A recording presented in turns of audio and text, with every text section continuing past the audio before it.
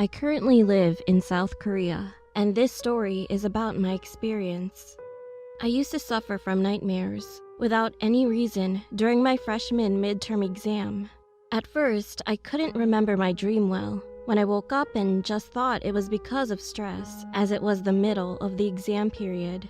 However, the nightmare continued on and on even after the exam, and it became clearer, so I remembered it vividly in the end. And the weird thing was not just that. Exactly 4 dreams kept repeating. In the first dream, I grab a woman in hanbok from a large hanok-style house and drag her down to the front yard. Then I beat her. Second, the same woman is crying on the ground, and I pull her hair and drag her to the well at the end of the yard. Third, the woman cries with her face covered with tears and blood and begs me in front of the well, "For mercy's sake, please forgive me." Then the person who seems to be me stares at her, and then I laugh and push her into the well. Lastly, it is the strangest and the most ominous dream. I can hear a woman's voice, but all I see is a well in front of me. I approach the well, and there's a woman smiling with tears in her eyes, and she bursts out laughing and keeps on saying this: "Slow and steady wins the game. What a joy." I couldn't sleep well while I had these 4 nightmares over and over again all month long. So one day, I ended up going to a fortune teller. After he listened to my story, he said it would be more helpful to experience my past life than to interpret my dream.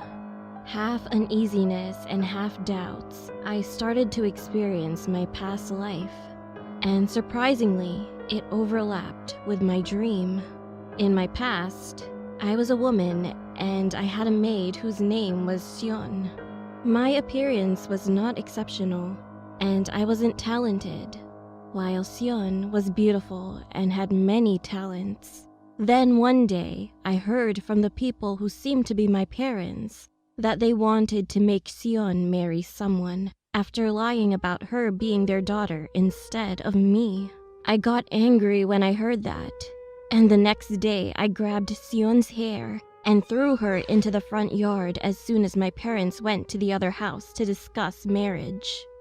For no reason, she started to beg me, "I'm sorry, ma'am. I'm sorry."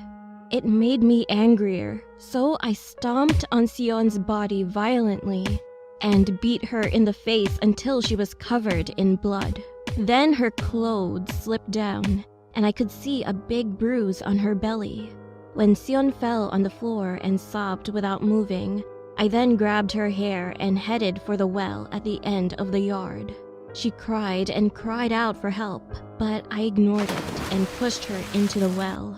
Finally, I went back into the room and locked the door. My past life experience just ended that way. I think it would be better for you to visit her. After experiencing my past life, he introduced me to a shaman. Usually, I didn't believe that kind of stuff and especially hated shaman stuff. But he continued, "The shaman is originally a doctor. People who suffer from ghosts or spirits come to them, just as sick people are treated by doctors. But money makes people do some crazy things." So the next day, I visited the shaman with my friend. And when I started talking about my dreams and past life experiences, she suddenly laughed at me. She laughed frantically that her teeth were all exposed, but then she suddenly looked serious. Her expression was so creepy that I sat still without saying anything. Then she said, "Slow and steady wins the game. You have killed her and enjoyed your life, and you haven't even collected her body. How cruel you were. She won the game." She glared at me, but then looked up into the air and suddenly started to drop tears. Poor thing. How scary and sad she would have been.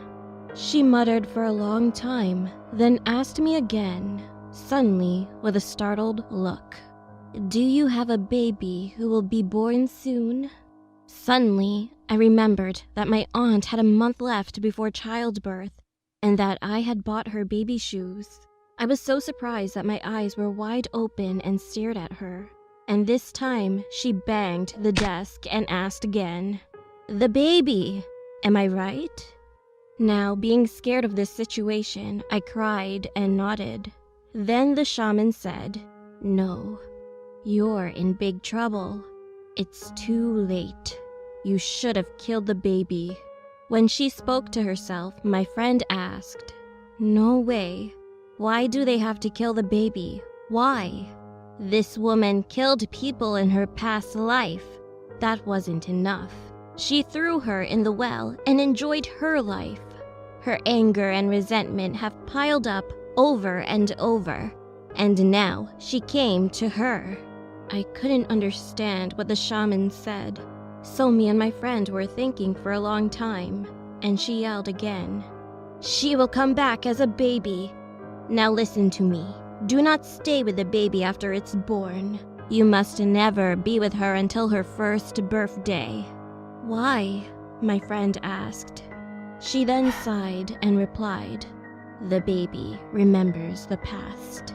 After that, we left the shaman's house and went home saying that she was a freak or something like that. However, surprisingly, I no longer had nightmares after I met her. After a month and a little longer, my cousin was born. And a few days later, I visited my aunt with my mother.